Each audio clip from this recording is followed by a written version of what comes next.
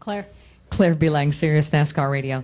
Given that, you haven't had the best season, you would think, with all the adrenaline and testosterone and all that you guys have to get up and do what you do, that you would be more frustrated now.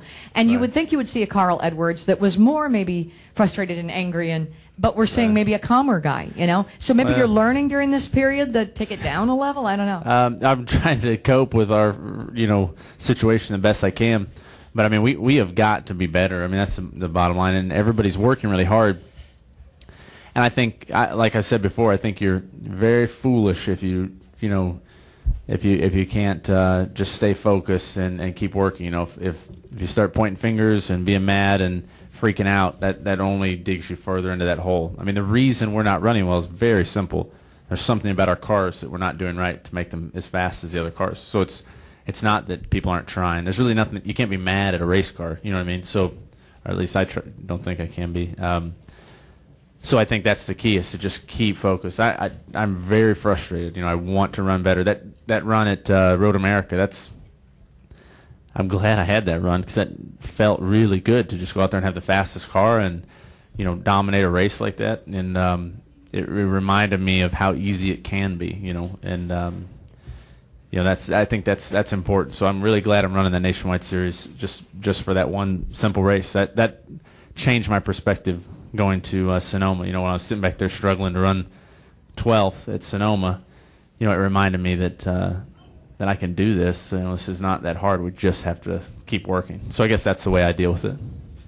Lee Spencer, Fox Sports. Back to the Nationwide Series cars. Is it going to drive more like the new Cup car? Does it drive more? Originally they said maybe more like trucks. Can you kind of put a feel on that? And a follow-up to the earlier question, I heard an audio tape when I interviewed you at Gateway last year, and you basically said, I can handle running like this, we just can't get any further behind. Can you judge, do you feel like you're further behind, or are you just maintaining? I think right now we're just maintaining, which is a feat in itself. To not get further behind while you're trying to catch up, I think we're figuring things out about the same pace as the rest of the field. We're just a little behind them. So at some point we have to leapfrog and figure out how to make that jump. But no, we're not falling farther behind. What was the other part of the question? Yeah, and I haven't driven the Nationwide car enough. But what I drove at Daytona man, it's hard to explain. It drove like our Cup cars with less rear spoiler, which I think is really good. The looser the car is better. So I think it's going to be pretty neat. Where do we run them next after Daytona? Do you know? Chicago. So we do get to run them at this year at Michigan. So that's going to be that'll be the true test, because that's a really high-speed track.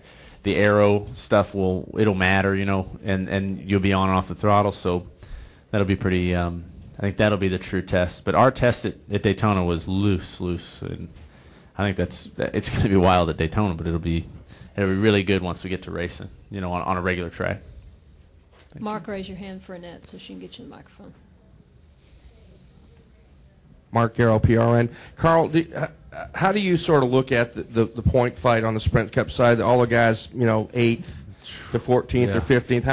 How do you put that on your scorecard, or how do you look at that? Yeah, I haven't been looking at it too much, but I know it's close. I don't know who all's there. I've just been trying to as a driver, I've been trying to build ourselves a cushion. We had a really good, relatively good run going at Sonoma. We got taken out there at the end, and that hurt us pretty bad. So I've just got to go do the very best I can, because you can go into Richmond and just blow an engine on the first lap, and you better have about 150 points on 13th, to guarantee your spot. So that's the way I'm working on it. But I know every time I pull in the garage, there's a different group of guys around me. So I know it's close. I know there's a lot of guys fighting for the spot. And I think I can safely say that this is going to be one of the toughest years to make that chase that we've had. Who's next? Anyone else?